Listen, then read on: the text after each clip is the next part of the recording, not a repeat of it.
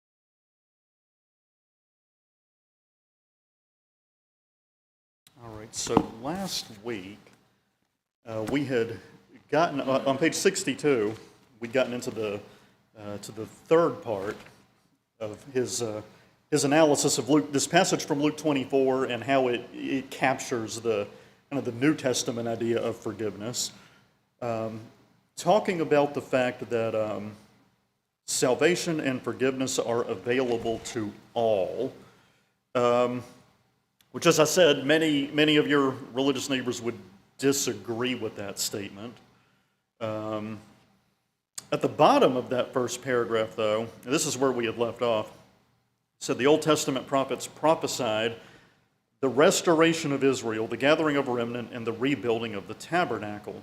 Amos prophesied that when this happened, the Gentiles would be included. James confirmed, and not the James who wrote the book, but James in Acts 15, right? So Acts 15, not the book of James, confirmed that what the prophets foretold had taken place, saying that all nations had come into Israel through the church. Also, as I mentioned in closing last time, the vast majority of religious friends and neighbors out there would totally not agree with that at all. They would not agree. And I mentioned that it's kind of one of the key ideas behind premillennialism. You know, it very, very briefly touched on that. But that actually, I don't know, I can't remember if I've showed y'all this before or not, but this was one of my final projects when I was a student at Memphis.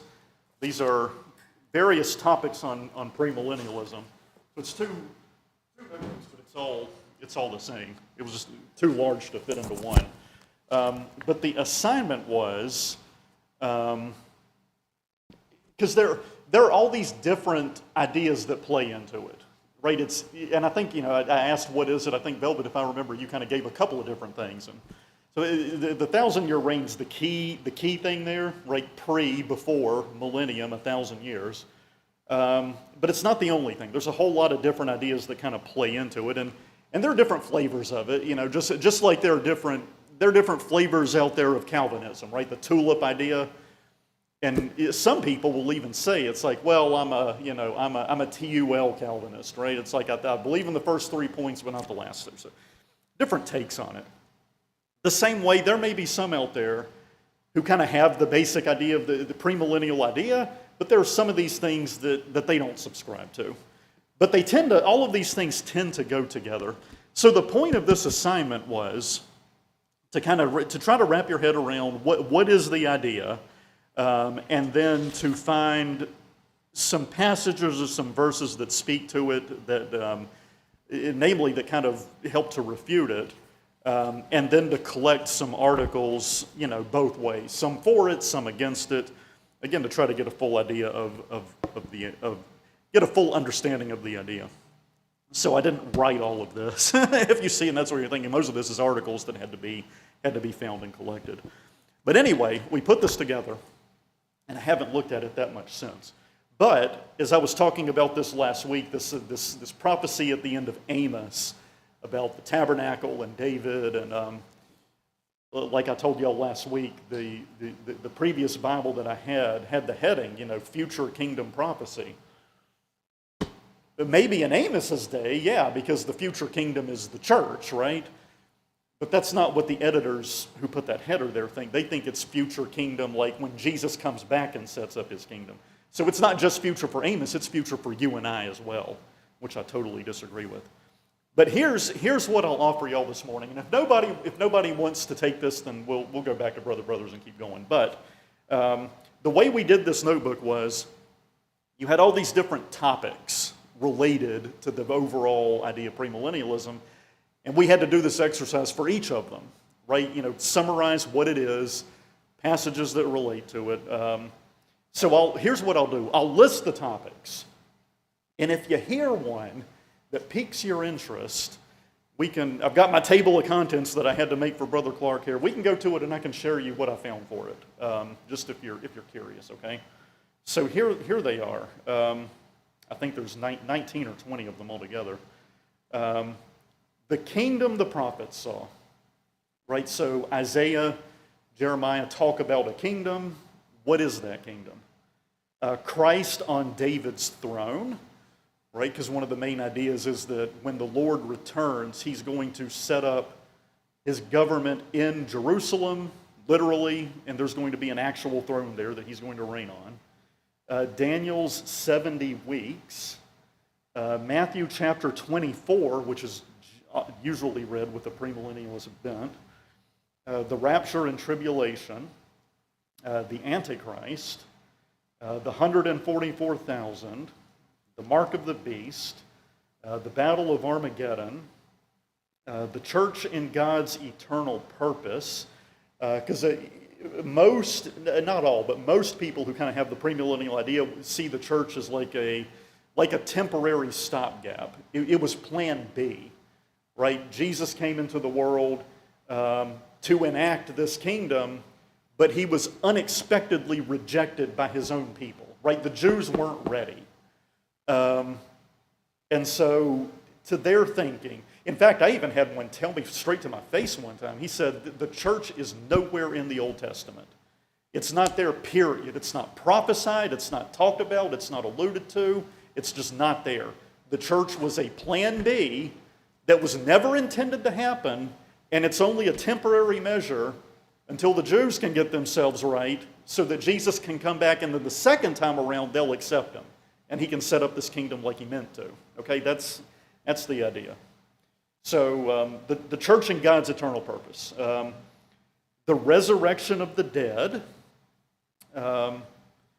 Last days, plural, versus last days, singular. Max King's hyper 80-70 doctrine. That's full preterism, if you're not familiar with that. That's the idea that all biblical prophecy has already been fulfilled, that there is nothing yet future or outstanding. Anglo-Israelism. This is an idea that the 10 tribes. I may be mistaken this one. I don't remember that. This is a really obscure one. That the Anglo-Saxons were descended from the 10 tribes of Israel. It's kind of an ethno-nationalist notion. The new heavens and new earth. The man of sin, that's talked about in 2 Thessalonians. And then we had to compile 5 Old Testament passages that refute premillennialism, and then the top 10 overall reasons to reject it. So all of these things kind of have to do with it. So just going down that list, any topics that interest anyone where you'd like to kind of get the summary and the verses related to it. Sure.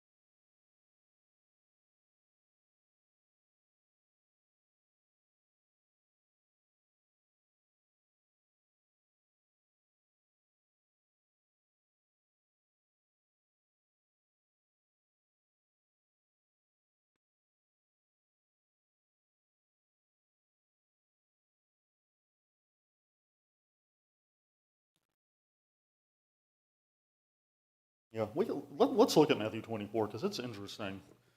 There's a passage within here, and we'll come back to it in a minute, but it's kind of towards the end, like you were talking about, verses 30, starting in 36. It says, "That day and hour knoweth no man, not the angels of heaven, but my Father only.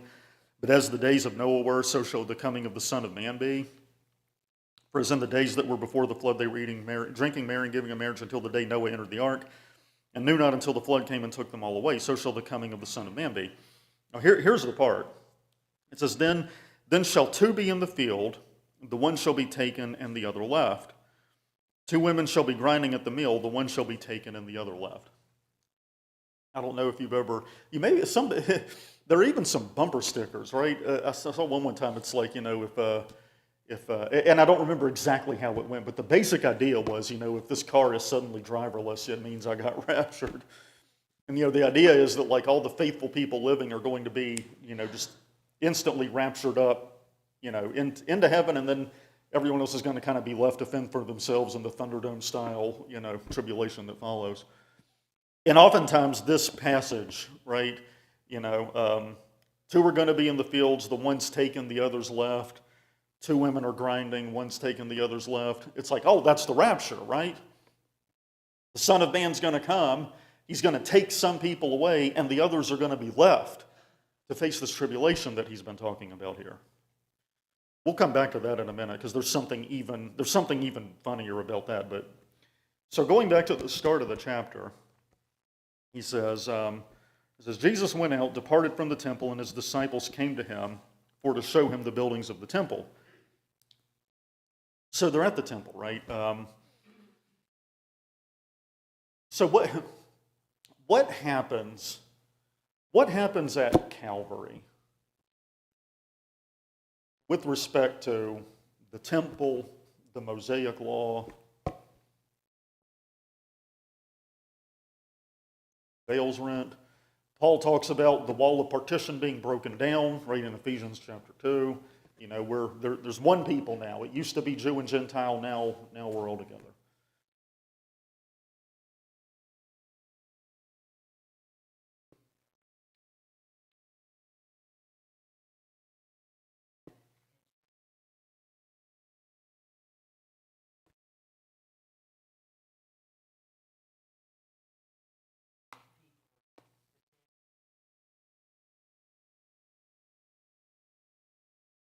That's part of I talked about the 80-70, the full preterists.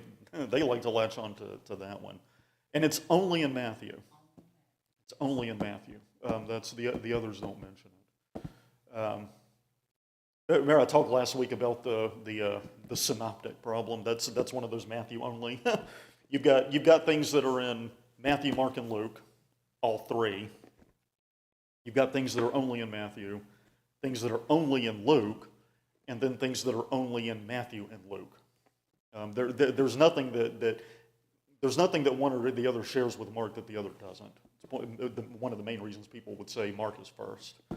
I think most everybody agrees with that. Mark is the oldest. It's the first one. But yeah, that's Matthew only. Like I said, the 80-70 folks love that. The resurrection of the dead. You go back to Daniel 12. It's happened already, and Matthew talks about it. So what happens at Calvary? I would say, again, premillennialists would disagree. The Old Testament is fulfilled. The New Testament begins. Prophecies of the Old Testament, the promised seed, right? It's fulfilled in Christ. Hebrews 8, 9, 10, right? There's no testament without the death of the testator. Paul in Romans 7 talks about the fact that a woman can't be married to two men while the one man has to die before she can marry the other. Talking about in the context of the old law and the new law, right? You can't have the new law unless the old law is gone. In Colossians, he talks about it having been nailed to the cross, right? Effectively put to death, as it were, metaphorically. So what's in Matthew 24, this is at the very end of Jesus' life, right? He's about to go to the cross. the Old Testament period is about to end. And with it, I would argue, many would disagree with this, I would say with it ends the physical nation of the Israelites, the Jews, as God's chosen people, right? Today, there's Israel today, right? It is just another country, not just like all the others. It's a democracy, It's different in some ways, but in terms of religious, spiritual meaning, it's just another country. We talked before about, what is Israel in the New Testament, age? It's Jews and Gentiles together in the church, correct? Again, Ephesians 2, this is Paul's whole point. He talks about it in other places too. That's where he talks about the wall of partition being broken, Jews and Gentiles together. So here, Jesus is at the temple, and Jesus says to them, verse 2, "See ye not all these things?" The temple. "Verily I say unto you, there shall not be left here one stone upon another that shall not be thrown down." This is something that they can't imagine happening. They're like, no way. There's no way this can... Incidentally, their ancestors had the same misconception, right? You remember going all the way back to the days of Isaiah, Hezekiah, others. It's like, there's no way that anything can happen to Jerusalem. This is where God lives, right? They have the same idea. Verse 3, "And as he sat down upon the Mount of Olives, the disciples came unto him privately, saying, Tell us, when shall these things be?" Pay attention to this. It says, "And when shall be the sign of thy coming and of the end of the world?" They hear him say this, and they assume, incorrectly, that the only way the temple can be destroyed is if it's the end of the world. So he's just told them the temple's going to be destroyed, and they ask him, when is this going to happen? What are the signs of the coming going to be and the end of the world? Here's the thing. They're asking him about two different things. But they don't realize that. Because the temple does get destroyed in AD 70, hence why preterists latch onto it so much. And it hasn't been rebuilt since, right? Again, part of the premillennialist notion is it's going to get rebuilt when Jesus comes back, and he's going to reign there. Okay, so they ask him, when's this going to happen? When's the end of the world coming? Again, they lump it all together. Jesus answered and said unto them, Take heed that no man deceive you, for many shall come in my name, saying, I am Christ, and shall deceive many. You shall hear of wars and rumors of wars. See that ye be not troubled, for all these things must come to pass, but the end is not yet. Nation shall rise against nation, kingdom against kingdom. There will be famine, pestilence, earthquakes in diverse places. These are the beginning of sorrows. Like I told you all last week, for 2,000 years, every time there's a conflict, people say, oh, here we go. Right, this is it. There's wars happening. There's all this bad stuff. I mentioned when Pete led it the other week, the Battle Hymn of the Republic takes language straight out of Revelation because the guy who wrote it thought, this is it. Wars and rumors of war. And every single time you hear this, then shall they deliver you up to be afflicted, and shall kill you, and you shall be hated of all nations for my name's sake. And then shall many be offended, and shall betray one another, and shall hate one another. And many false prophets shall rise and deceive many. Because iniquity shall abound, the love of many shall wax cold. And he that shall endure to the end, the same shall be saved. This gospel of the kingdom shall be preached in all the world for a witness unto all nations, and then shall the end come. When ye therefore shall see the abomination of desolation spoken of by Daniel the prophet stand in the holy place, then let them which be in Judea flee into the mountains. Let him which is on the housetop not come down to take anything out of his house, neither let him which is in the field turn back to take his clothes. Woe unto them that are with child, and to them that give suck in those days. But pray ye that your flight be not in the winter, neither on the Sabbath day, for then shall be great tribulation, such as was not since the beginning of the world to this time, and no nor ever shall be.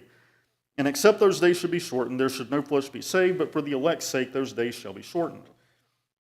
Then if any man shall say unto you, Lo, here is Christ, or there, believe it not. In the first century and the second century, there are tons of people going around saying that they're the Messiah. Jesus is not the only one making the claim. The most famous one, besides Jesus, was a guy called Simon Bar Kokhba, Simon the Star, who led a massive rebellion. I forget the exact year. I want to say it's in the early 2nd century. But he was claiming he was the Messiah. You know, I'm the one that Daniel prophesied, and he actually attracted a large following and caused a lot of trouble with Rome again. But if you've never heard of them, you look it up, Simon Bar Kokhba. But Jesus is not the only one going around Judea saying that he's the prophesied Messiah. In the first century, it's a popular thing. There's a lot of people saying it. For there shall arise false Christs and false prophets, and shall show great signs and wonders, insomuch that if it were possible, they shall deceive the very elect. Again, some of them do. Behold, I've told you before.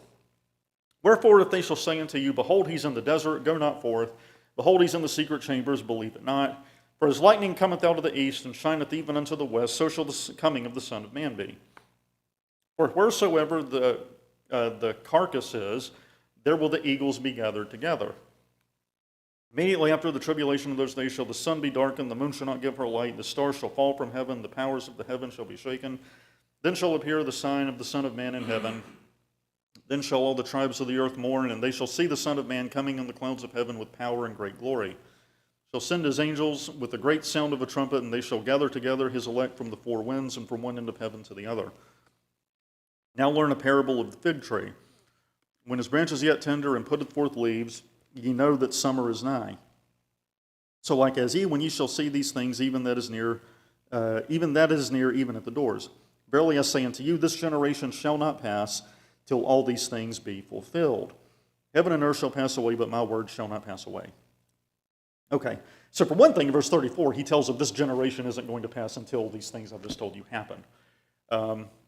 36, he says, But of that day and hour knoweth no man, no, not the angel of heaven, but my Father only. Here's what I would tell you. Again, others would disagree, so take it with a grain of salt. What I would suggest is they've asked him about two different events. They ask him about, because he told them the temple's going to come down, and then they say, when is it going to happen?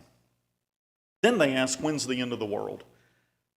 What he has said here, and he uses apocalyptic language just like Isaiah and Joel and Amos and Isaiah before him, right? For exaggeration, just like they do. Joel, Acts 2, Peter links the events of Pentecost with what Joel said. Go back and read Joel, because Joel uses the same kind of language, and clearly he didn't mean it literally. What he has said has to do with what he told them about the temple being destroyed. Then he shifts gears in verse 36, because they asked him about two things. When's the temple going to be destroyed? What's going to be the signs of this coming? And then, when's the end of the world going to be? So he's told them all this, and then 36, he changes gears and says, But of that day and hour, the end of the world, not the temple, knoweth no man, not the angels of heaven, but my Father only. Right, so he tells them about what he said about the temple. He even gives them signs and warnings, right? When this happens, you need to run. When you see this about to happen, you need to get out of town. You better hope it's not in the winter, or that you're not a nursing mother, because you're not going to have time to escape. That day and hour knoweth no man, not the angels of heaven, but my Father only. But as the days of Noah were, so shall the coming of the Son of Man be. For as in those days that were before the flood, they were eating and drinking, marrying and giving in marriage, until the day that Noah entered the ark, and knew not until the flood came and took them all away, so shall the coming of the Son of Man be. The end of the world. In other words, he's like, this destruction of the temple that I've just told you about, it's going to be terrible, and here's some things that you need to know about it. But if you're asking me about the end of the world, that's going to catch everyone off guard. I'm not going to give you any warning about that. It's going to happen, and no one is going to be expecting it to come when it does. Two shall be in the field, the one taken, the other left. Two women shall be grinding at the mill, the one will be taken and the other left. I said that one about the people in the field and the woman grinding. Oftentimes, if you're reading this entire chapter thinking about the end of the world or about the second coming, then you read this and you think, rapture, right? The one in the field, the woman grinding, they're going to be taken away, the other person's going to be left behind. Being taken away is a bad thing, not a good thing, right? The way they read this, it's like, I hope I'm one of the people that's taken away, not left behind, because I want to be raptured up to heaven, not left behind to face the tribulation.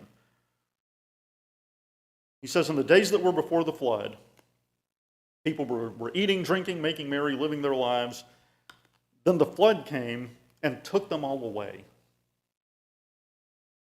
The person in the field who's taken away, you don't want to be that person. The person who gets taken away is not someone who's getting raptured up into heaven. The person who's taken away is the person who is caught up in God's unexpected sudden judgment, the way that the people of Noah's days were who were taken away by the flood. Does that make sense? It's the exact opposite of how they might read it. I want to be taken away. I want to be raptured up, not left behind to face the tribulation. No, you don't. If you get taken away, it's how some people will say, I want to be baptized with fire. I don't. Do you want to be baptized with fire?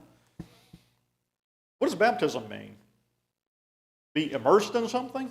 I have no desire, zero desire to be baptized with fire. But again, people say that not understanding. I want to be taken away, not left behind. No, it's the opposite. And then he goes on, after this, to give parables, including the wise and foolish virgins and the talents, all re-emphasizing this point that you're not going to have any idea when this happens. So you need to be ready all the time, right? The temple, he told them about that, right? This is coming. Be prepared for it. It's going to be a horrendous thing. And if you've ever read about the Roman siege and destruction of Jerusalem, it is a particularly gruesome affair. But that's not the end of the world. So on the one hand, you have the premillennialists who want to read all of this as future events. At the other extreme, you've got the 80-70 folks who want to read all of this and say it's all happened already, kind of like you've done the resurrection of the dead in Matthew. Say, well, it's already happened. The truth, I would submit to you that the truth of the matter is some of what he's talked about has happened, because he told them about the temple being destroyed. That happened, right? Just like he said it would. You go all the way back to John the Baptist talking about the Jews, saying that the axe is about to be laid to the root, right? This business of you being God's special chosen people and this inviolability of Zion, he's like, that's about to come to an end, right? Because in the new covenant, you as a people are not special anymore, right? Everyone, whosoever will, whoever responds to the gospel, would be they Jew or Gentile, that's God's people. So yeah, the temple's going to be destroyed. It's going to be horrible.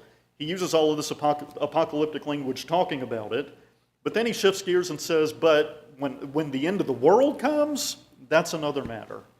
And you're not going to have any warning about that. Does that make sense? It may not. Like I said, a lot of people would disagree with that, but that's what I would say about Matthew 24. They conflate two things together, and he answers them. He answers accordingly, right? You're talking about two different things. When he tells them about the temple being destroyed, he's not talking about the end of the world. They think he is, but he's not.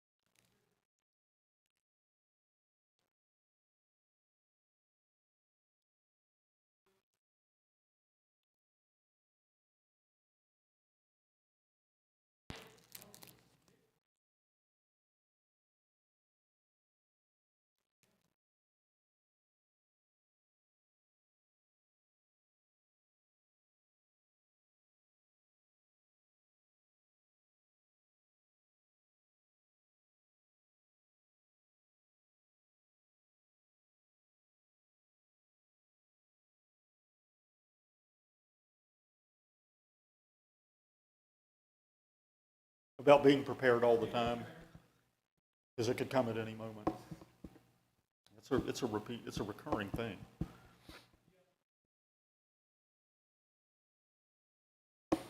Any other thoughts? Oh.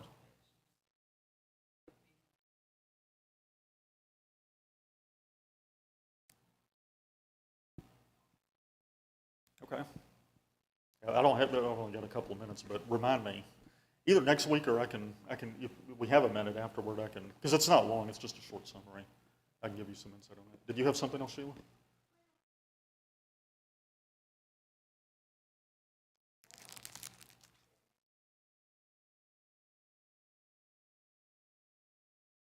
What is that?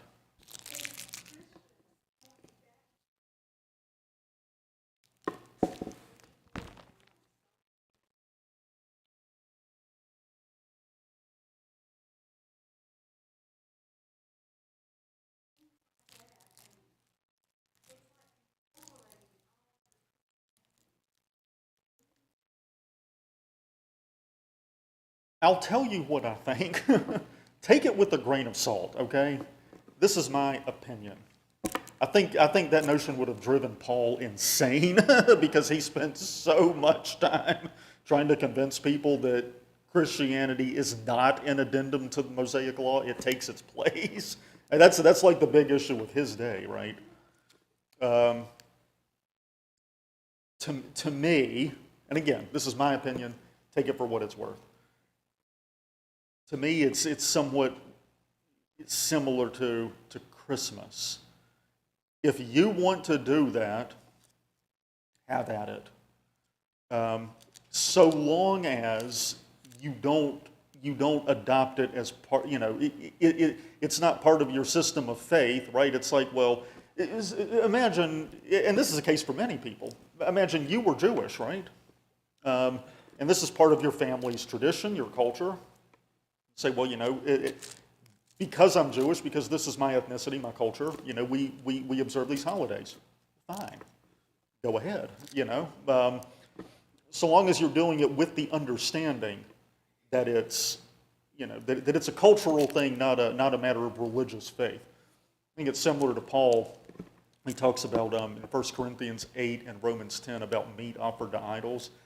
In 1 Corinthians 8, there's a particular, I want to say 8:8, but I might be wrong about the specific verse. He mentions eating it as meat offered to an idol. And I think the point that he was, and in Romans 10, he talks about weak brethren and strong brethren. And some people hear that and think the weak brother is like somehow less of a strong Christian, or, that he doesn't mean that. When he talks about weak brethren, he means weak with respect to that thing, right? Because maybe they were a convert who came out of a pagan culture, and their whole life, them and their family, like they'd gone to these temples and ate this meat. Because what happened was meat would be used in pagan services, and then it would be sold at a discount at like the meat market.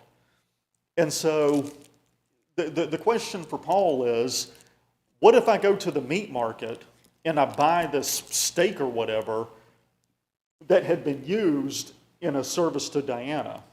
Does that somehow defile me? And Paul's, just to boil it down to the gist of it, Paul's answer is no, it's just meat, unless this is a problem for you. Like if you're eating it as meat offered to an idol and it violates your conscience, then it's a problem and you better not touch it. But if it doesn't, eat it, right? It doesn't matter. I would say it lives in that category. If you take an interest in the Jewish feast days and things like this, you say, oh, well, I think it would help me personally, to experience this and to have a better appreciation for it or whatever. Fine, go ahead. But if you have this notion that I have to do these things in order to be a Christian or to be right with God, that's what Paul waged war with everywhere he went. And if you're going to tell your brothers and sisters, you have to do this too, we're not right if we don't do it, then it becomes a problem. Does that make sense? That's what I would say. And again, to my thinking, and others disagree with this, holidays live in the same space. You want to celebrate Christmas? Fine. You want to have a nativity scene? Fine. There's nothing wrong with that. Some preachers will tell you there is. What I would tell you is wrong with it is if that becomes a matter of faith. You know, does that make sense to everyone? It takes it a step beyond.